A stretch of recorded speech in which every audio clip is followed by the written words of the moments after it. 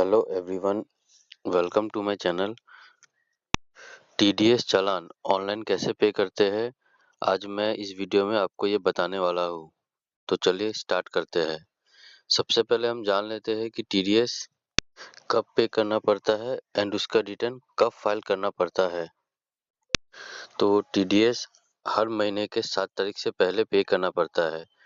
जैसे जनवरी का टीडीएस हमें फरवरी के 7 तारीख से पहले पे करना है, फरवरी का टीडीएस मार्च के 7 तारीख से पहले पे करना है। मतलब सिंपल है, जिस मंथ का टीडीएस है उसके नेक्स्ट मंथ के 7 तारीख से पहले हमें पे करना पड़ता है।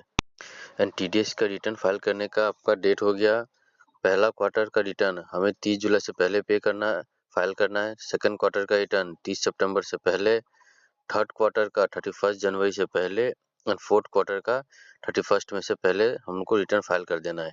एक चीज़ देखिएगा, फोर्थ क्वार्टर में हमें 2 महीना दिया हुआ है, जबकि हर क्वार्टर में 1 महीना दिया हुआ है। जैसे ही क्वार्टर खत्म हुआ उसके नेक्स्ट मंथ के एंडिंग से पहले हमें रिटर्न फाइल करना पड़ता है, लेकिन क्वार्टर 4 में बस 2 महीना दिया हुआ है। जैसे क्वार्टर 4 आपका कंप्लीट होता है जनवरी फरवरी मार्च, मार्च को कंप्लीट हुआ तो अप्रैल की जगह मई में हम लोग रिटर्न फाइल कर सके 31 मई तक।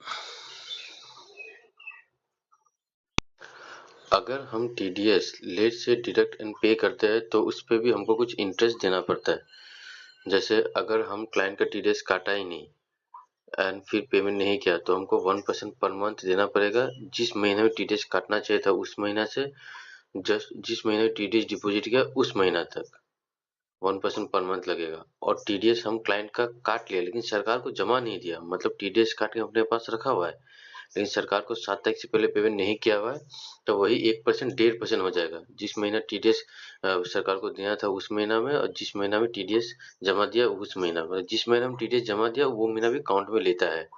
फिर अगर हम रिटर्न लेट से फाइल करता है तो 200 रुपये पर डे लगता है, जो कि मैक्सिमम टीडीएस अमाउंट जितना हो सकता है, उससे ज़्यादा वो नहीं होता है।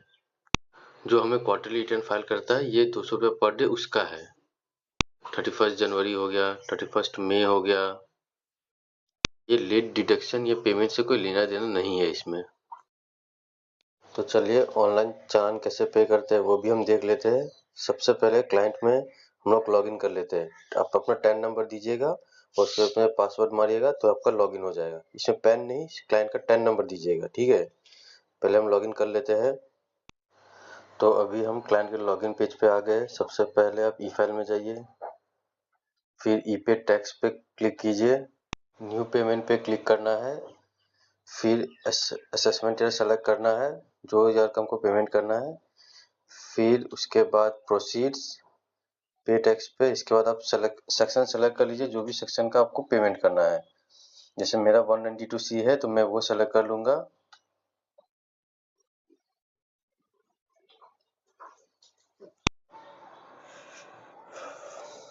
फिर कंटिन्यू दबा के इस पे आपका अदर देन कंपनी में सेलेक्ट कर रहा हूँ, क्योंकि मेरा अदर देन कंपनी है। अगर आप कंपनी है तो आप कंपनी पे सेलेक्ट कीजिएगा। फिर आपको जितना टीडीएस है उतना अमाउंट दे दीजिए, टैक्स का जितना आपको करना है। कुछ इंटरेस्ट है तो इंटरेस्ट डाल दीजिए। इसमें आपको जो ब्रेकअप उस हिसाब से आप भर के, जैसे मेरा टीडीएस है बस 3000 कुछ, तो उसमें मैं डाल दिया। फिर कुछ इंटरेस्ट अमाउंट भी है तो वो इंटरेस्ट भी मैं डाल दूंगा, क्योंकि मैं लेट से पेमेंट कर रहा हूँ। क्लाइंट का ऑलरेडी लेट हो चुका है ना, 7 तारीख पार हो चुका है। तो इंटरेस्ट अमाउंट देने के बाद कंटिन्यू पे दबाइए।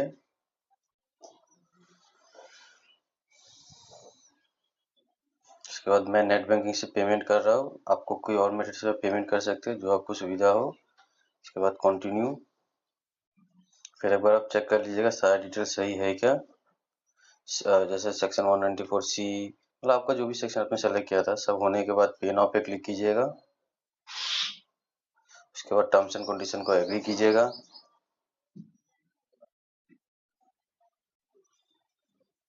Submit to bank. फिर अपना नेट बैंकिंग का आईडी पासवर्ड देके पेमेंट कर दीजिएगा, ओटीपी देके। सेकंड में ओटीपी दे देता हूँ।